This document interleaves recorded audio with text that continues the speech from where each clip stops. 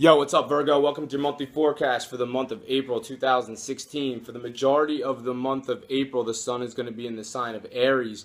For you as a Virgo, the sign of Aries is your 8th house. That has to do with your shared finances, that has to do with your shared resources, and it has to do with your sex life. On April 19th, the sun's going to shift into Taurus. Taurus is your 9th house. That has to do with faraway places.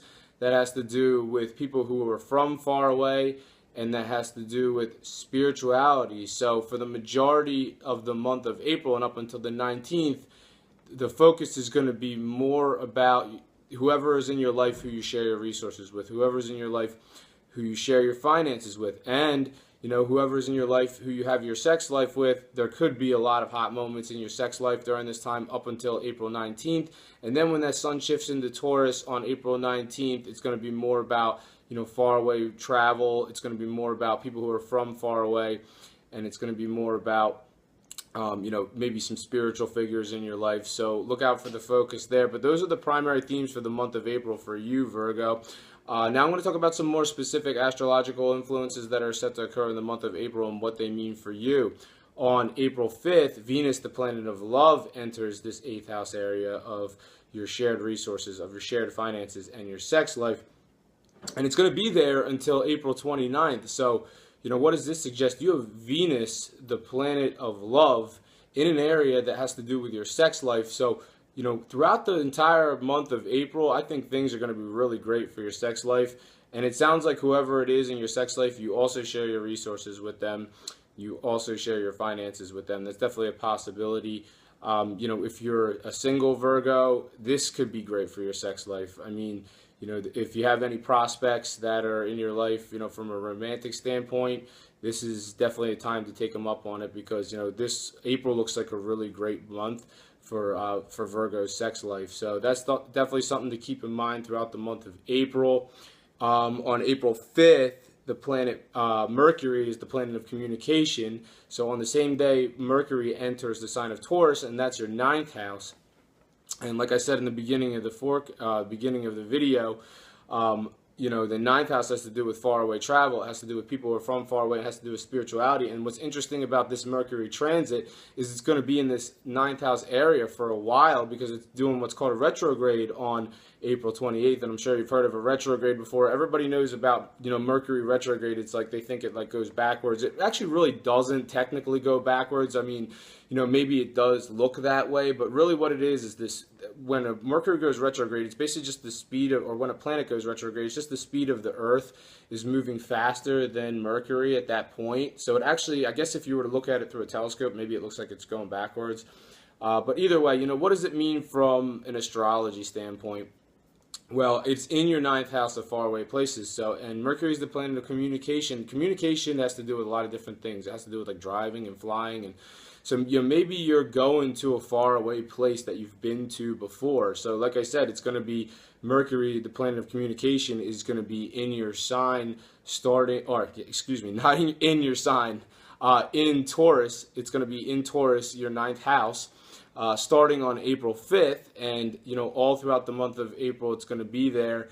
So all throughout the month of April, you're probably going to be talking about going somewhere far away. And then April 28th, that's when the retrograde starts. And then at that point, it's like, I think you're probably going to be going somewhere far away that you've been to before, because Mercury retrogrades from April 28th in your 9th house of faraway places until May 22nd.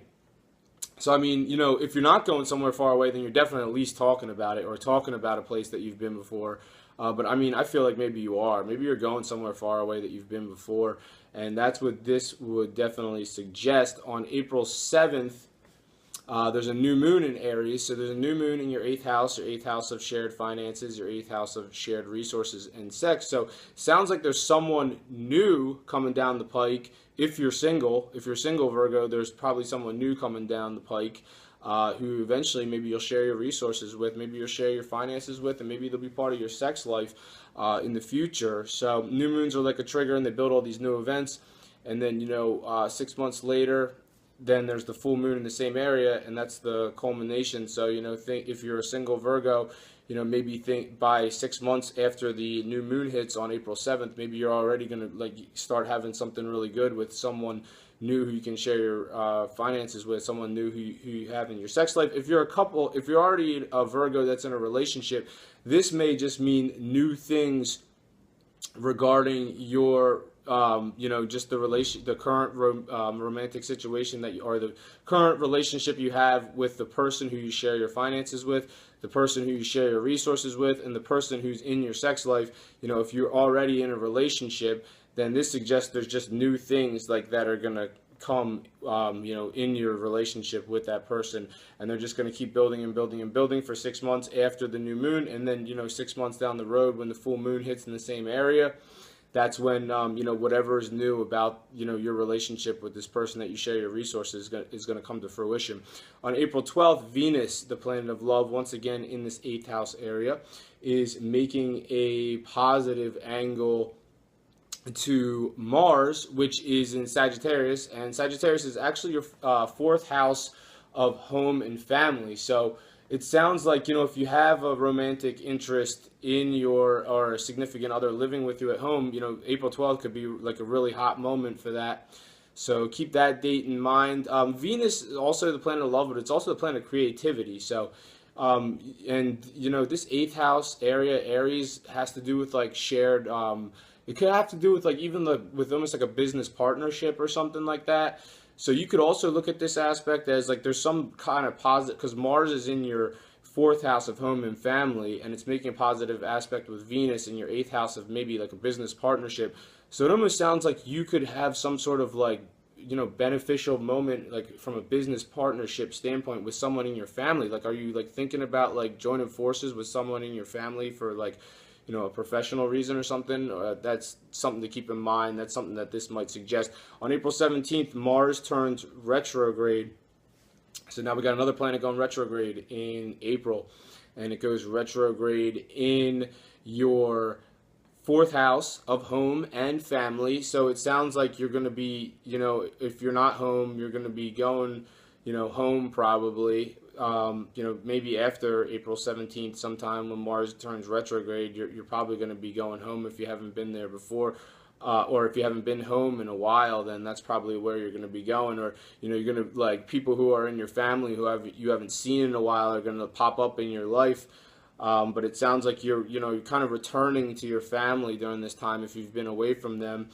On April 18th, Venus, the planet of love, in Aries, making a positive angle now to Saturn in Sagittarius, this area of home and family. So here we are again with this. Whoever's like living in your household, it sounds like your significant other. It sounds like this could be a really great day for your romantic situation. Actually, the 8th house has to do more with like sex. So, with Mars there and Venus in the mix, things are really going to be heating up in your sex life at home. So it sounds like a great day to be at home, April 18th. It sounds like a great day to be at home, with your significant other, for love and sex purposes.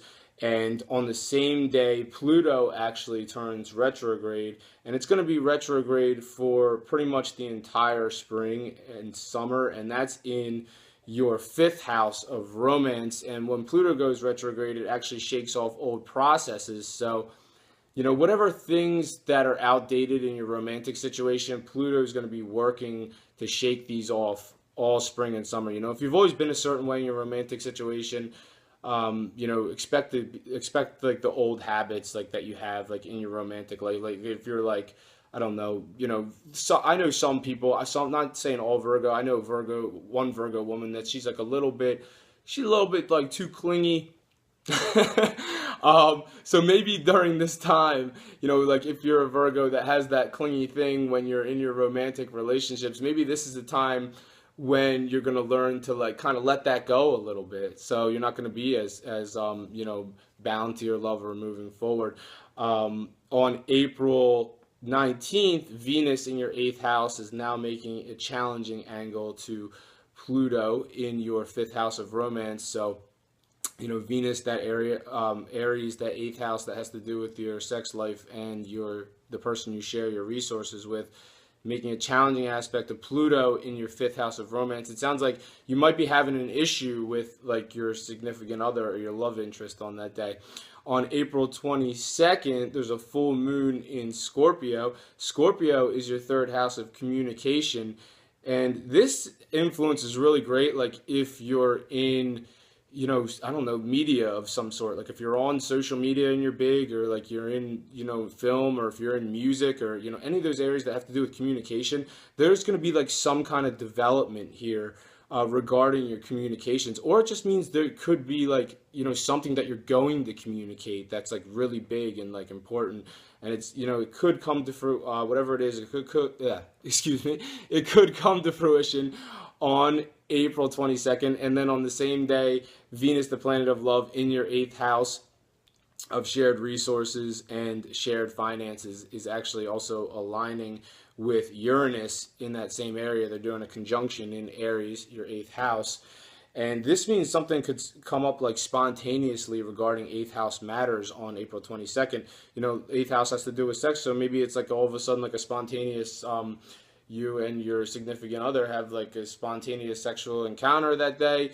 You know, or it could just be something that pops up regarding your shared finances that day, whoever the person is who you share your finances with. But, you know, conjunctions are good, they're positive. So whatever pops up on April 22nd regarding your shared resources, regarding your shared finances, or regarding your sex life, it's probably going to be really good. So that's all I have for you this month, Virgo. Thank you very much for watching this video. If you've enjoyed it, make sure to subscribe and like, and I'll see you next month. Thank you. Take care. Bye-bye.